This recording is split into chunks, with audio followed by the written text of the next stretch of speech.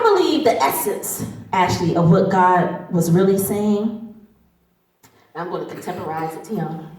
We're going to look for it in the Bible. This is Reverend Mo's version. I'm going to print another version. It's going to be a little small pamphlet because I don't have those many words to put in here.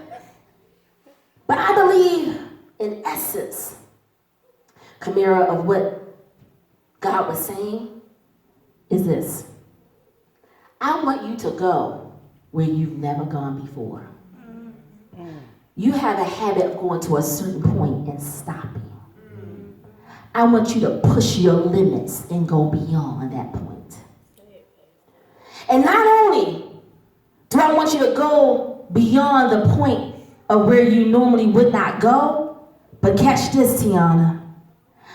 I know you just finished washing your nets out, you just had them in the water and you caught nothing, but I want you to go back and do it again.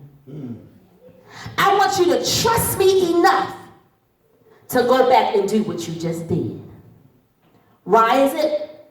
Because you see, Simon, the first time you did it out of your own strength.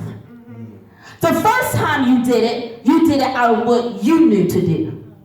The first time you did it because you are a skilled fisherman. So you figured you had all the answers. And based off of what you knew, based off of how you know how to operate, you came back with nothing.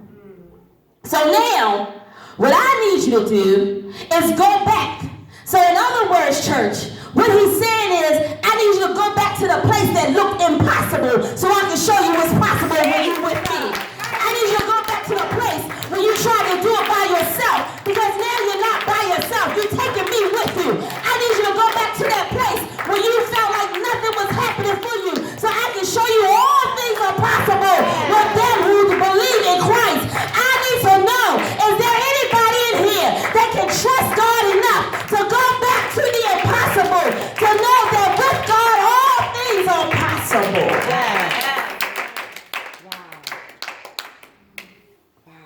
So he's saying, I want you to go where you've never gone before. That sounds like Star Trek, don't it? Any Trekkie fans? Okay, cool. I'm a Trekkie fan. To go beyond the limits. To not be afraid and keep stopping right here. I want you to push your way all the way out there. Because out there in the deep, so you can't see what's in the deep. Have you ever stood on a beach, even if you don't swim? Anybody ever been to the beach before? Okay, so you've been to the beach. When you stand on the beach, it looks clear, nice and blue, right? Yeah. You can see the sand. But when you look out, it looks darker. When you're in the movies or looking at television and they show the water, from up top, helicopter, plane, whatever, when they show the picture of the water, it always looks clearer. You can see better the closer it gets to shore. You notice that? Mm-hmm. And the water is the same color. It didn't change colors. It's still blue or green or whatever the color is. But it's like you can see it better the closer it is to shore. The further out the water is, it looks darker. It looks darker because it's a further drop down. The floor of the bottom of the ocean is further down, so it looks darker. God is saying, I need you to go out where it looks darker and trust that I'm underneath holding you up. He's saying, I need you to trust that I'm going to be out there when you get there. We get afraid because it looks dark. But he says, when I'm with you, I am the light of the world. I am the light that will light every step that you take. That even though it looks dark, even though it looks impossible, even though it looks like something you can't handle, he's saying, trust me and go back out there and do it again. When you learn how to swim, you can't learn by the shore. Because you ain't going nowhere. You're kicking sand.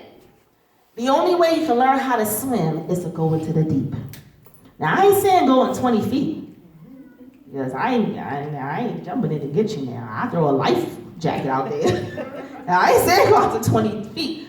But go deep enough that you're practically on your tippy toes so the water can lift you up. When you go to swim classes, they teach you first how to hold your nose, go under the water. They take you in baby steps to get you familiar with water. And then you graduate. And as you graduate, you begin to move in the pool. They start you where your feet can touch the floor. But then as you graduate, you go to the higher end where your feet can't really touch the floor, that you have to hold on to the wall. That's because they want you to trust what you know. God is saying, I know your feet can't feel the floor, but trust what you know. You know that I will never leave you nor forsake you. You know that I will be with you always to the end of time. You know that I will fight your battles because they're really not yours. They belong to the Lord. You know that God will have your back. He's telling you to trust him and what you know about him. And so Simon Peter tells him, man, we've been out there all day. But then he says, but because you say so. That's the trust factor kicking in. He's saying, well, I'm going to trust you. And we get out there. Don't make me have to say I told you so. Because brother tired. But I'm going to trust you. And I'm going to go out there and we're going to do it again. And lo and behold, our last verse says, and when they did it, they caught so much fish that their nets broke. Baby, it's some things waiting for you in 2020 that you can't even hold in your net. Because if you try, your net's going to break. There's so many blessings, so much abundance, so much favor, so much mercy, so much grace, so much of God's anointing, so much of God's presence, so much of God that's waiting to be bestowed upon you. But he said, I need you to trust me and come out to the deep.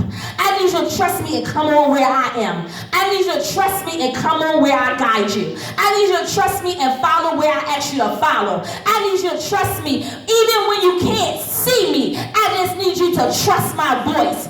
Trust where I'm leading you. Trust where I'm guiding you. I just need you to trust me. If I have any people in here that is willing to trust God and take him at his word, then I need you to stand on your feet and give God a trusting praise. Give God a believing praise. Give God a yes praise. Hallelujah. I'm going to trust you, God, all the way through. I have all these responsibilities. God is saying, your net worth is more than you can ever think, ask for, or imagine. Yeah, Beyonce, with your 400 million. You go, girl. Yeah, LeBron, I'm about to see if you want to adopt me and David as your little brother and sister with your 480 million. You go, man. Oprah, you ain't never had kids. Come on, adopt me as your daughter with your 2.6 billion. I'm happy for y'all. Hallelujah, praise the Lord. But we too have a net worth. We have a spiritual net worth with unlimited access to God. We have a spiritual net worth that exceeds the market. The market doesn't even have a value button for where our net worth is.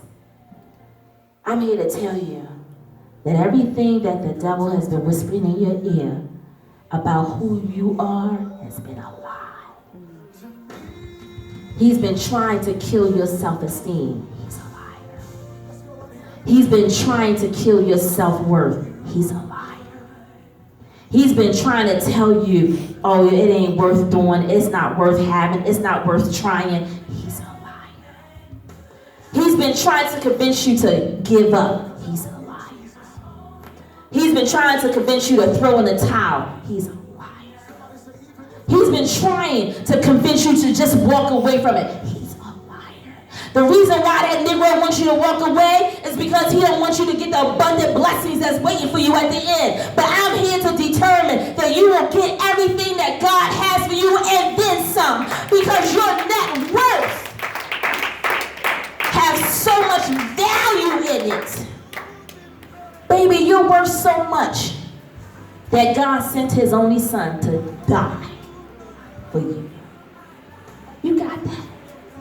Your net worth is so much that God sent his one and only. He don't got no more. That's it. His one and only to die for you and me. That's how valuable you are. That's how precious you are. That's how high your net worth is. That God values you so much that he's willing to die and give it all up just for you. And so, God, we thank you. We thank you that even when we did not value ourselves, you said that we were worth it. You said we were worth loving. You said that we were worth keeping. You said we were even worth dying for. And so, God, we thank you for our net worth. God, we thank you that every trick that the enemy had against us did not work. But the fact that we're still standing today, the fact that we're still alive today, the fact that we're still in our right minds today, tells me that the enemy lost once again. And so, God, we thank you for defeating the enemy once again. Because our net worth is worth more than we could ever think, ask, or imagine. And there unto him who is able to keep you from falling, to present you faultless before his throne of grace. To the only wise God, be all majesty, dominion, and power, now and forevermore. Let every believer shout amen, amen, amen, and amen. If you know that your net worth is in God, then give God a net worth praise. Hallelujah. Hallelujah. Hug your neighbor and tell them that you have value in your net worth. Come on, hug your neighbor, tell them there's value in your net worth. There is value in your net worth. Amen. Value in your net worth.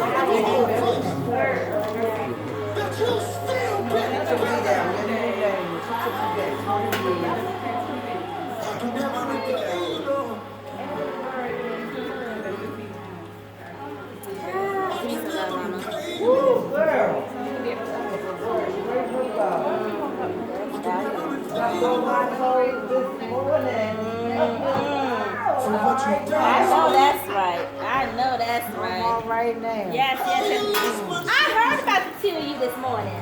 Look at you empowering others. Thank you.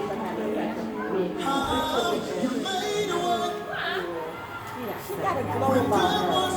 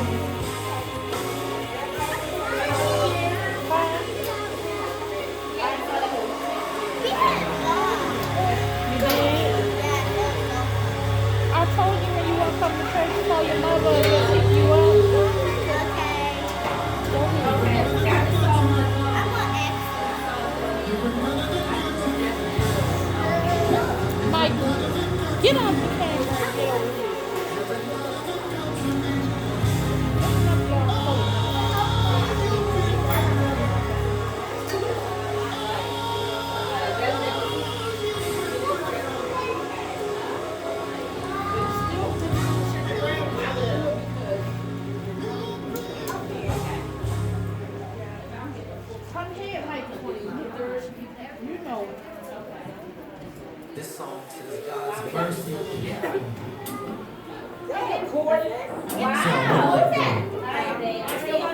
Anybody here ever felt like giving up, just throwing in the towel?